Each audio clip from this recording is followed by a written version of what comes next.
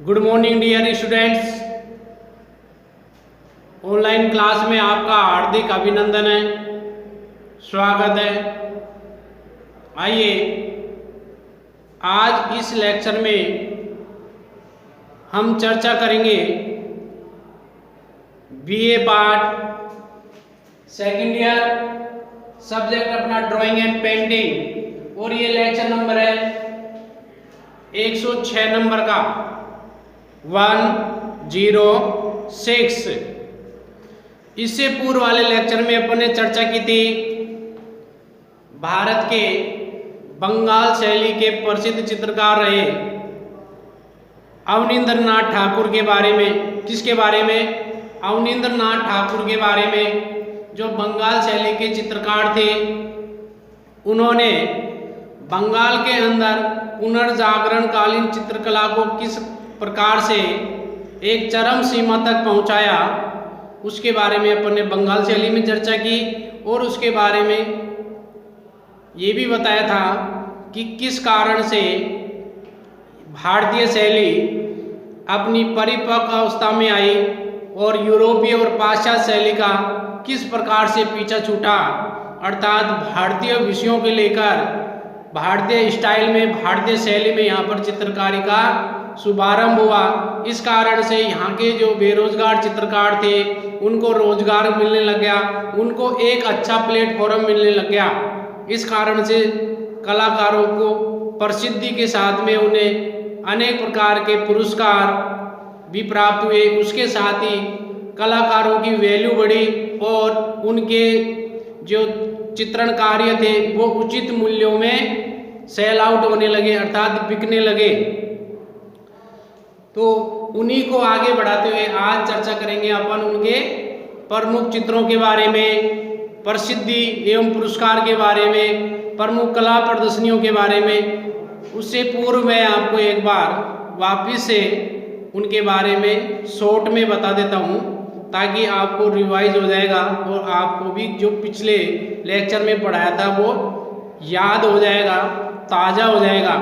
तो सबसे पहले अपन ने कल चर्चा की थी अवनींद्रनाथ टैगोर के जन्म के बारे में, कि इनका जन्म कब हुआ था। 7 अगस्त 1871 ईस्वी को जन्माष्टमी के दिन पूर्वी बंगाल में एक स्थान है जोड़ा साको, उस जोड़ा साको में एक ठाकुर परिवार के घर में हुआ था। और उस दिन 7 अगस्त था। 7 अगस्त के दिन 1871 में क्या थी? जन्माष्टमी थी।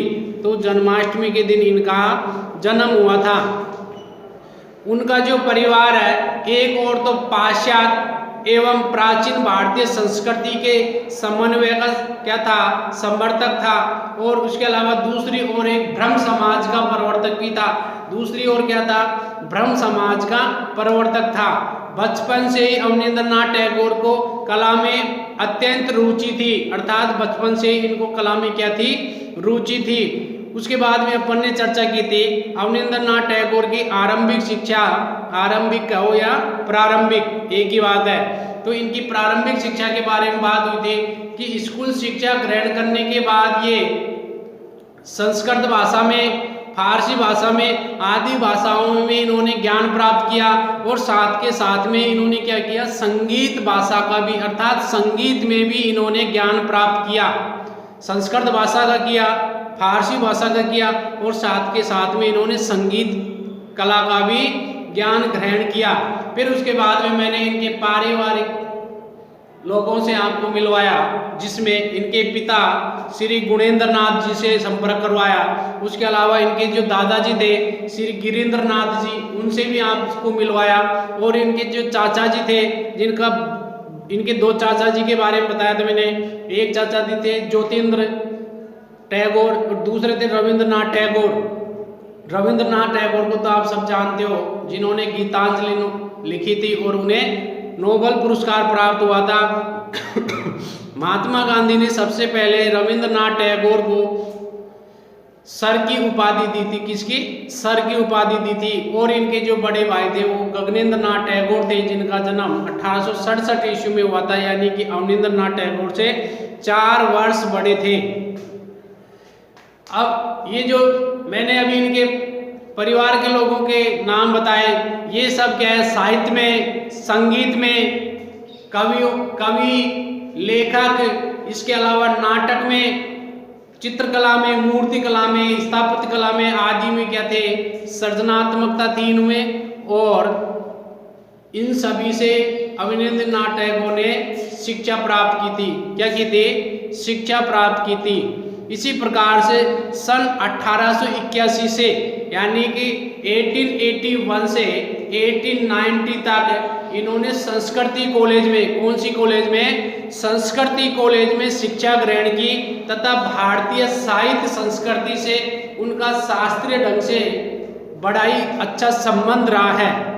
बचपन से ही व्यक्ति चित्रों को ये बड़ी दक्षता के साथ में बनाते थे और बचपन से ही ये व्यक्ति चित्रों को बनाने के लिए पेन का उपयोग करते थे, स्याही का उपयोग करते थे आदि के माध्यम से ये क्या करते थे, स्केच तैयार करते थे। उन्होंने, एक बार की बात है कि एक इतालवी चित्रकार था, वो इतालवी चित्रकार आया था और उस इतालवी चित्रकार से इन्होंने क्या किया, पेस्टल रंगों के द्वारा, पेस्टल रंग दो प्रकार के होते हैं, एक तो होता है ड्राई पेस्टल और एक होता है ऑयल पेस्टल। ड्राई पेस्टल जो कलर होते हैं वो एक प्रकार से चौक देखे होंगे ना आपने, रंगीन चौक, उस प्रकार से चलते हैं सॉफ्ट, जिनको सॉफ्ट पेस्टल भी बोलते हैं, ड्राई पेस्टल को सॉफ्ट पेस्टल भी बोलते हैं। वो एक प्रकार से रंगीन चौक की तरह चलते हैं और उन्हें मिक्स करने के लिए अपने उंगली या अंगूठे का या कॉटन का इस्तेमाल किया जाता है और उन्हें फिक्स करने के लिए, अर्थात वो कलर पेपर से हटे नहीं, इस कारण से उसमें उसको फिक्सेटिव द्वारा फिक्स कर दिया जाता है। किसके द्वारा?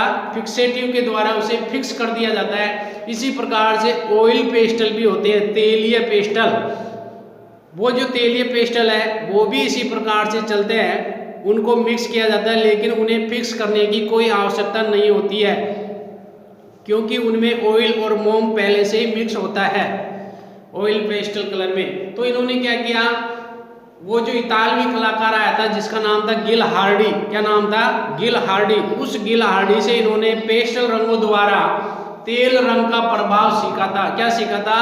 पेस्टल रंगों के माध्यम से तेल प्रभाव, जो तेल रंगों का जो प्रभाव था उसे सीखा था, क्योंकि ऑयल पेस्टल कलर से ऑयल शीट के ऊपर ही पेंटिंग कर सकते हैं। किसके ऊपर? ऑयल शीट के ऊपर। वो sheet, oil sheet oil pastel के लिए बेस्ट रहती है। उसके बाद में एक ब्रिटिश कलाकार जिसका नाम था श्री पामर। क्या नाम था? श्री पामर। ये जो ब्रिटिश कलाकार था श्री पामर, ये भी एक बार जोड़ा साको में आया था, यानी कि इन आर्टिस्ट से इनके पारिवारिक संबंध थे, यानी कि घर पे आना जाना होता रहता था। तो ये 10-15 दिन उनके परिवार के लोगों के साथ में रहना करना, खाना पीना सब एंजॉयफुल होता था।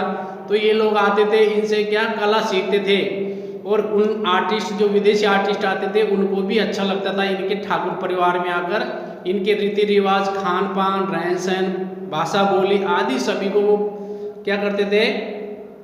एब्जॉर्ब करते थे, एब्जॉर्ब। इस कारण से जो ब्रिटिश कलाकार आया श्री पामर, उस श्री पामर से अवनींद्रनाथ टैगोर ने रेखा चित्र बनाना सीखा। क्या सीखा? रेखा चित्र बनाना सीखा। और उसके अलावा अवनींद्रनाथ टैगोर ने विधिवत शिक्षण प्राप्त किया। क्या? विधिवत कला का शिक्षण प्राप्त किया और यूरोपीय शैली में भी इन्होंने चित्र बनाना सीखा। कौन सी शैली में? पाश्चात्य शैली में चित्र बनाना सीखा। किससे? ब्रिटिश कलाकार श्री पामर से। क्वेश्चन ये आएगा कि अवनींद्रनाथ टैगोर ने पेस्टल रंगों द्वारा तेल रंग का प्रभाव किस कलाकार से सीखा था? तो आपका उत्तर हो जाएगा, उत्तर जी, इतालवी कलाकार गिल हार्डी से। नेक्स्ट क्वेश्चन, क्वेश्चन है कि अवनींद्रनाथ टैगोर ने रेखा चित्र या फिर विधिवत कला का प्रशिक्षण या यूरोपीय शैली में चित्र बनाना किस कलाकार से सीखा था? तो आपका उत्तर हो जाएगा, उत्तर जी, ब्रिटिश कलाकार श्री पामर से। किससे? ब्रिटिश कलाकार श्री पामर से इन्होंने रेखा चित्र बनाना सीखा और उसके अलावा विधिवत प्रशिक्षण प्राप्त किया और यूरोपीय पद्धति में चित्र बनाना सीखा था श्री पामर से, जो ब्रिटिश कलाकार था। उसके बाद में अपनी चर्चा हुई थी कि अवनींद्रनाथ टैगोर ने चंडीदास एवं विद्यापति की वैष्णव पदावली पर अध्ययन करके उन पर आधारित चित्रों का क्या किया था, निर्माण किया था। दोबारा सुनेंगे। अवनींद्रनाथ टैगोर ने चंडीदास एवं विद्यापति की वैष्णव पदावली पर अध्ययन किया और अध्ययन करने के बाद उन पर आधारित चित्रों का क्या किया था, निर्माण किया था। उसके अलावा इन्होंने एक चित्र बनाया था जिसका नाम था शुक्ला भिसारे। क्या नाम था? शुक्ला भिसारे।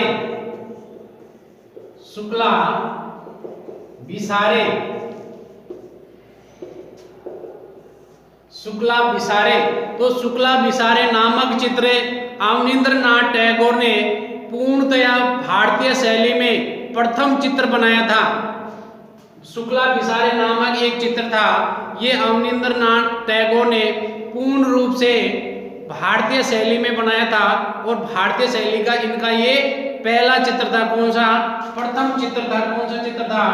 प्रथम चित्र था। कौन सी शैली में? भारतीय शैली में। भारतीय शैली में। भारतीय शैली में ये इनका प्रथम चित्र था।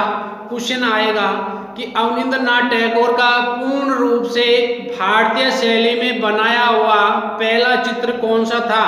तो आपका उत्तर हो जाएगा, उत्तर जी शुक्ला भिसारे। कौन सा भिसारे? शुक्ला भिसारे। शुक्ला भिसारे नामक जो चित्र था वो पूर्ण रूप से अवनींद्रनाथ टैगोर का भारतीय शैली में बनाया हुआ प्रथम चित्र था।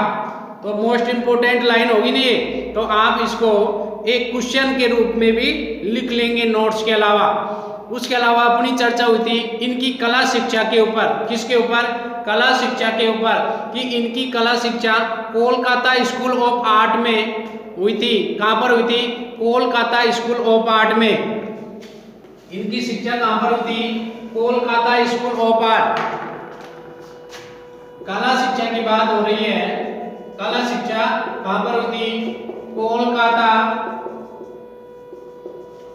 School of art. Kolkata school of arts में इनकी कला शिक्षा हुई थी और उस समय इनके कला अध्यापक यानी कि इनके कला गुरु कौन थे? शिनोर्डी लार्डी थे। कौन थे? उस समय यहां पर कला गुरु कौन थे?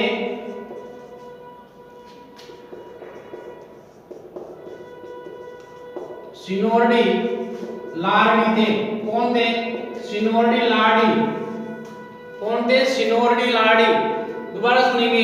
कला शिक्षा की बात कर रहे हैं किसकी? अवनींद्रनाथ टैगोर की कला शिक्षा की कोलकाता स्कूल ऑफ आर्ट में इनकी कला शिक्षा प्राप्त हुई थी। उस समय यहाँ पर कला गुरु कौन थे? शिनोर्डी लार्डी। कौन थे कला शिक्षक? शिनोर्डी लार्डी थे। और यहीं पर उनकी मुलाकात बंगाल स्कूल ऑफ आर्ट के प्राचार्य, उस वक्त बंगाल स्कूल के प्राचार्य कौन थे? श्री ईवी हेवल। कौन थे? श्री ईवी हेवल। कौन थे? श्री ईवी हेवल। ये क्या थे? प्राचार्य थे। प्राचार्य किसके? इस कोलकाता स्कूल ऑफ आर्ट के प्राचार्य थे श्री ईवी हेवल। तो उस वक्त श्री ईवी हेवल जो प्राचार्य थे उनसे भी मुलाकात हुई किसकी? अवनींद्रनाथ टैगोर की। और मैंने कल बताया था ईवी हेवल का पूरा नाम अर्नेस्ट विनफील्ड हेवल था। तो इनसे मुलाकात हुई किसकी? अवनींद्रनाथ टैगोर की। उसके बाद में चर्चा होती है कि सन 1901 से लेकर 1902 ईस्वी तक अवनींद्रनाथ टैगोर ने जापानी दो चित्रकार आए थे। जापानी चित्रकार जिनका नाम था योकोहामा ताइकान। क्या नाम था? योकोहामा ताइकान। और दूसरा कौन सा था? दूसरा था इसंदा। याकोहामा या योकोहामा एक ही बात है। योकोहामा, ताइकान व इसंदा, दो जापानी चित्रकार कहाँ पर आए थे? बंगाल में आए थे, जोड़ा साको में आए थे, इनके घर पे आए थे। तो उनको पकड़ के ये कहाँ ले गए? अपनी कॉलेज में भी ले गए, चलो अपनी हमारी कॉलेज दिखाते हैं आपको, भ्रमण कराते हैं। तो उनको भी अच्छा लगा, तो उन्होंने अपनी कार्यशैली को भी वहाँ पर प्रदर्शित किया। अर्थात इन दोनों कलाकारों ने क्या किया? बोस पद्धति सिखाई। क्या सिखाई? बोस पद्धति में कार्य किया। बोस पद्धति में जापानी कला है बोस पद्धति, इसमें बंगाल शैली के कलाकारों को बोस पद्धति में चित्रण करना सिखाया। इसके अलावा ये जो दोनों कलाकार थे, जापानी कलाकार योकोहामा ताइकान और इसंदा, ये दोनों ठाकुर परिवार के अतिथि के रूप में कोलकाता में आए थे। किसके रूप में? ठाकुर परिवार में अतिथि के रूप में आए थे, जिनसे अवनींद्रनाथ टैगोर ने क्या सीखी थी? बोस पद्धति सीखी थी। वैसे बोस पद्धति कहाँ की देन है? जापान की। यदि क्वेश्चन ये आ जाए कि भारत के अंदर बोस पद्धति कहाँ से प्रचलित हुई, तो आपका जवाब हो जाएगा बंगाल शैली से। अर्थात अवनींद्रनाथ टैगोर ने भारत के अंदर सर्वप्रथम बोस पद्धति प्रारंभ की। लेकिन क्वेश्चन ये आ जाए कि बोस पद्धति पहले यानी सबसे पहले कहाँ आरंभ हुई थी? तो जापान में हुई थी। इंडिया की बात करें तो कोलकाता में, बंगाल शैली में अवनींद्रनाथ के द्वारा। और यदि विश्व की बात करें तो जापान की देन है। समझ में आ गया? मिटा दिया जाए।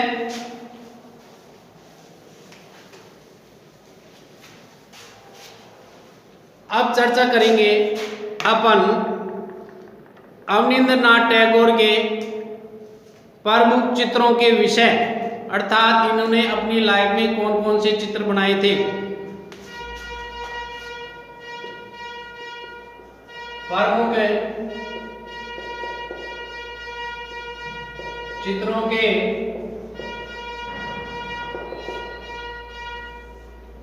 प्रमुख चित्रों के विषय। तो अपन चर्चा कर रहे थे अवनींद्रनाथ टैगोर के प्रमुख चित्रों के विषय के बारे में। तो मैंने यहाँ पर लिख दिए हैं ताकि आसानी रहे, आप भी साथ के साथ में इनको पढ़ते रहेंगे और क्या करेंगे? नोट करते रहेंगे। तो देखिए इनके प्रमुख विषयों में, प्रमुख चित्रों के विषय कौन कौन से हैं? शुक्लाभिसारे। कौन सा? शुक्लाभिसारे, जो अवनींद्रनाथ टैगोर में पूर्ण रूप से भारतीय शैली में प्रथम चित्र बनाया था। कौन सा? शुक्लाभिसारे। उसके बाद में बुद्ध चरित्र चित्र किसका है? अवनींद्रनाथ टैगोर का है। बुद्ध चरित्र यानी भगवान बुद्ध के चरित्र के ऊपर इन्होंने चित्रकारी की। उसके अलावा कृष्ण चरित्र। कौन सा? कृष्ण चरित्र, कृष्ण भगवान के चरित्र को लेकर भी इन्होंने चित्रकारी की। बुद्ध का जन्म। किसका जन्म? बुद्ध का जन्म। एक बुद्ध का जन्म अजंता की गुफा संख्या 2 से भी प्राप्त हुआ है। बुद्ध का जन्म, उसमें भगवान बुद्ध जन्म लेते 7 पैर चलने की एक कथा है। किसमें? अजंता की गुफा संख्या 2 में। तो उसी से संबंधित और उसी से प्रेरणा लेकर अवनींद्रनाथ टैगोर ने एक चित्र बनाया। कौन सा? बुद्ध का जन्म। बुद्ध का जन्म। उसके अलावा बुद्ध और सुजाता यानी कि भगवान बुद्ध के जीवन से संबंधित अनेक चित्र इन्होंने बनाए और एक चित्र श्रृंखला भी इन्होंने तैयार की, बुद्ध और सुजाता। उसके अलावा कवि कंकण नामक भी एक चित्र बनाया। फिर ऋतु श्रृंगार। कौन सा? ऋतु श्रृंगार। वर्ष में 12 महीने होते हैं, तो 12 महीनों में जो ऋतुएं होती हैं, ऋतुओं के अनुसार इन्होंने एक चित्र बनाया जिसका नाम दिया इन्होंने ऋतु श्रृंगार। इसके अलावा इन्होंने रामायण के चित्र भी बनाए, रामायण के प्रसंगों पर आधारित चित्र बनाए और महाभारत के प्रसंगों पर आधारित चित्र भी बनाए। रामायण और महाभारत के प्रसंगों पर आधारित इन्होंने चित्रकारी की। इसके अलावा एक चित्र बनाया इन्होंने श्री राम। इस किससे प्रभावित थे? रामायण से। रामायण से प्रभावित होकर इन्होंने बड़ी साइज में एक चित्र बनाया जिसका नाम रखा श्री राम। इसके अलावा माया मृग को भी इन्होंने दिखाया, किसको? माया मृग नामक चित्र भी इन्होंने बनाया। इसके अलावा अभिसारिका, कौन सा चित्र है? अभिसारिका नामक चित्र भी अवनींद्रनाथ टैगोर का प्रसिद्ध चित्रों में माना जाता है। इसके अलावा वीरई यक्ष, कौन सा? वीरई यक्ष, गणेश जननी, चित्र का नाम है गणेश जननी। उमर खयाम चित्र श्रृंखला, ये उमर खयाम पर इन्होंने कई चित्र बनाए थे, एक सीरीज बनाई थी, एक श्रृंखला बनाई थी। इस कारण से इन्होंने उमर खयाम चित्र श्रृंखला भी तैयार की थी। उसके अलावा ताजमहल का चित्र भी बनाया था। कौन सा चित्र? ताजमहल का चित्र। तो कभी मेरे ऊपर जीवनी में लिखा जाएगा तो मैं भी चित्रों में लिखूंगा कि ताजमहल का चित्र बनाया मैंने। देखो ये रहा मेरा ताजमहल का चित्र, दिख गया आपको? ये मैंने बनाया है ताजमहल का चित्र। वैसे ताजमहल का निर्माण तो शाहजहां ने मुगल काल में किया था, लेकिन ये चित्र है और वो स्थापत्य कला है। ये क्या है? चित्र है। तो मैंने भी ताजमहल का चित्र बनाया है। आज से 100 साल बाद में, 50 साल बाद में, 60 साल बाद में जो बच्चे पढ़ेंगे तो मेरे चित्रों के बारे में भी पढ़ेंगे, क्योंकि अपन से पूर्वजों के चित्र पढ़ रहे हैं ना। किसके? अवनींद्रनाथ टैगोर के। तो ताजमहल का चित्र भी इन्होंने बनाया। और इसके अलावा शाहजहां के अंतिम दिन, अर्थात जो शाहजहां है उसको उनके बेटे औरंगजेब ने क्या कर लिया था? बंदी बना लिया था। क्या कर लिया था? बंदी बना लिया था। और ताजमहल के जस्ट पीछे यमुना नदी है, और यमुना नदी के पार एक वहां पर एक महल है, काला महल, वहां पर इनको बंदी बना के रखा था। लास्ट में जब उनकी एक इच्छा थी कि औरंगजेब को उन्होंने कहा, विशेष आग्रह करने के बाद, कि बेटे मैंने जो ताजमहल बनवाया है नूर जहां के लिए अपनी बेगम के लिए, तो मेरी अंतिम इच्छा यही है कि मेरे को एक बार इसके दर्शन करा दो। लेकिन औरंगजेब ऐसा मूर्ख प्राणी था, अपना शाहजहां का एक पुत्र था, उसने क्या किया? अपने पिताश्री का ताजमहल का दर्शन नहीं कराया। लेकिन लास्ट के क्षणों में जब वो मरने वाले थे तो उस वक्त उन्होंने क्या किया? उनको केवल एक जाली में से होके थोड़ा सा पर्दा हटा के उनको दर्शन कराया कि देख लो वो रहा ताजमहल। उनकी अंतिम इच्छा यही थी कि एक बार मैं ताजमहल घूम लूँ, देख लूँ, इसको खुश हो जाऊँ। लेकिन इनके कुपुत्र औरंगजेब ने उनको ताजमहल के दर्शन नहीं कराया और अपने पिता को जेल में पटका रखा। किसमें? जेल में। मतलब काले पानी की सजा मिली थी इनके पिता शाहजहां को। देख लो ऐसा कुपुत्र औरंगजेब। अभी वर्तमान में आ जाए तो अपन कूद काट दे उसको। तो शाहजहां के अंतिम दिन नामक चित्र भी बनाया था।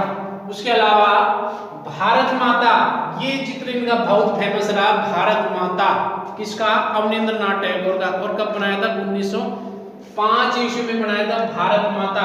इसके अलावा अश्व यानी घोड़ा, कृष्ण द्वारा केशु नामक चित्र भी इनका प्रसिद्ध चित्र रहा। राक्षस वध नामक चित्र भी किसने बनाया? अवनींद्रनाथ टैगोर ने बनाया। भिक्षा नामक चित्र भी बनाया इन्होंने। और देवदासी नामक चित्र को भी इन्होंने चित्रित किया। कजरी, सूर्य पूजा और बंगाली रंगमंच के अभिनेता और अभिनेत्रियों को भी इन्होंने अपने चित्रों में क्या बनाया? विषय बनाया।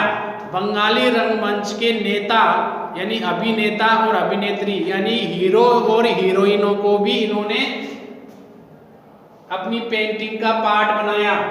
और इसके अलावा गांधी जी का पोर्ट्रेट बनाया, टैगोर का पोर्ट्रेट बनाया, टैगोर, रविंद्रनाथ टैगोर। इसके अलावा आलमगीर के भी, नूरजहां के, औरंगजेब के, लैला मजनू के और महापरियान इन सब के इन्होंने क्या किए?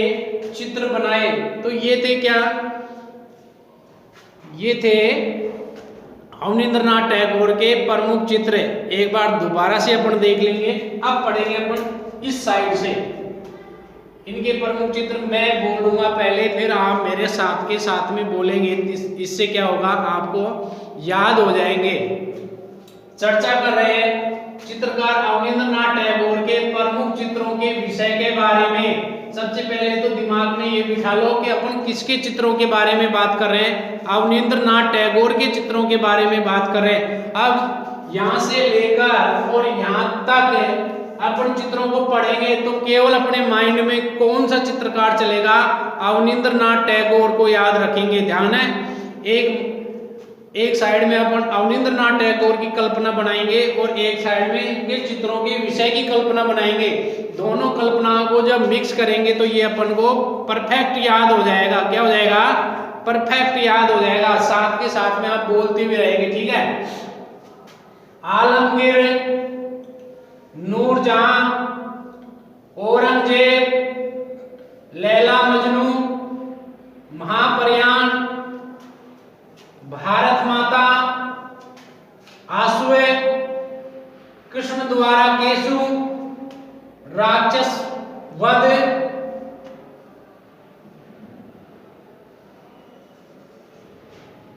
इसके अलावा भिक्षा, देवदासी, कजरी, सूर्य पूजा, बंगाली रंगमंच के अभिनेता व अभिनेत्रियां,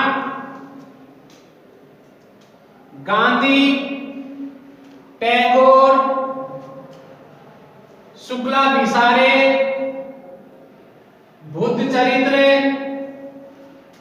कृष्ण चरित्र, बुद्ध का जन्म, बुद्ध और सुजाता, कवि कंकण, ऋतु संहार, रामायण, महाभारत, श्री राम, माया मृग, अभिसारिका, विरही यक्ष, गणेश जननी, उमर खयाम चित्र श्रृंखला, ताजमहल का चित्र और शाहजहां के अंतिम दिन।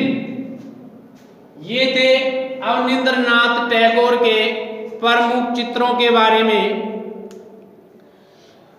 और अब मैं आपको स्क्रीन पे इनके कुछ चित्रों की पेंटिंग यानी कि इनके चित्रों के जो फोटो है वो मैं दिखा देता हूँ। उससे आपको परफेक्ट याद हो जाएगा कि कौन कौन से चित्र थे। इनके चित्रों में आपको देखनी है कौन कौन से कलर उपयोग में हुए हैं। इसके अलावा इनकी लाइन थी वो कैसी थी, रंग भरने का तरीका क्या था, उनकी जो टोन थी, गहरेपन हल्केपन का प्रभाव कैसे था, किस प्रकार से कौन से सरफेस पे इन्होंने इसका आकृतियों का निर्माण किया। इनकी जो पेंटिंग है उनके माध्यम से, रेखा चित्रों के माध्यम से अपन भी कुछ सीख सकते हैं। तो देखिए अब स्क्रीन पर इनके प्रमुख चित्र।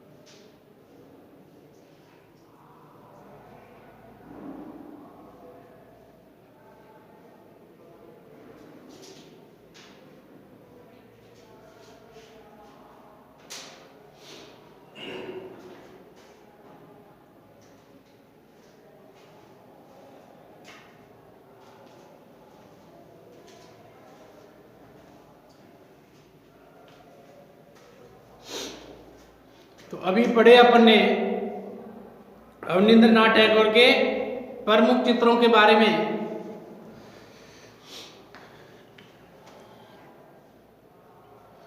उसके बाद अपन चर्चा कर रहे हैं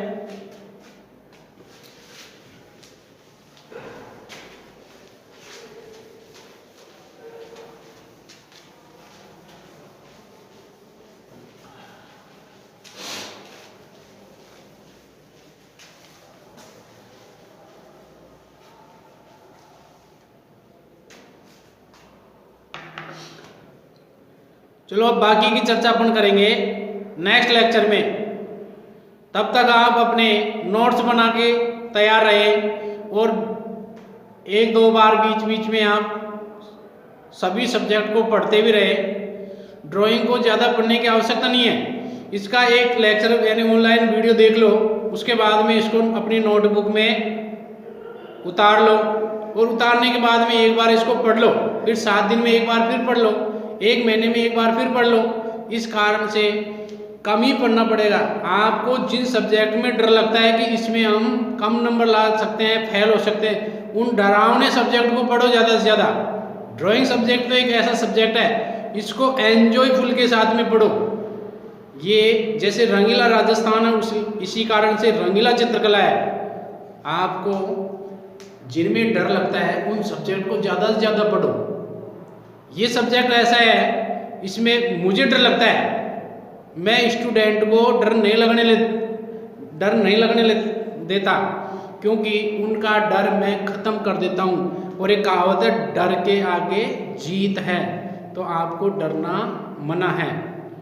एक मूवी है डरना मना है, उसको देख लेना, उसके बाद में आप डरना ही बंद कर देंगे, स्वतः ही डरना बंद हो जाएगा। तो आप कभी कभी तो पढ़ लिया करो, ठीक है ना। और फिर देखना, जिस सब्जेक्ट से डरते हो ना, उसे डरते ही रह जाएंगे। और जिस सब्जेक्ट को बिल्कुल ऐसे एंजॉय के साथ में पढ़ते हो, प्रसन्नता के साथ, खुशी के साथ, वो सब्जेक्ट आपका फेवरेट सब्जेक्ट बन जाता है। तो अपने ड्राइंग सब्जेक्ट में केवल थोड़ी सी मेहनत कर लो आप, बाकी सबसे टॉप नंबर आपको अपनी मार्कशीट में ड्राइंग में दिख जाएंगे, ठीक है। ये मैं नहीं कहूँगा, ये आपकी यूनिवर्सिटी की जो अंकतालिका है वो बताएगी। समय आने पर, वक्त आने पर सब मालूम चल जाएगा। चलो मिलते हैं नेक्स्ट लेक्चर में, तब तक के लिए जय हिंद, जय भारत, और सब बोलो भारत माता की जय हो।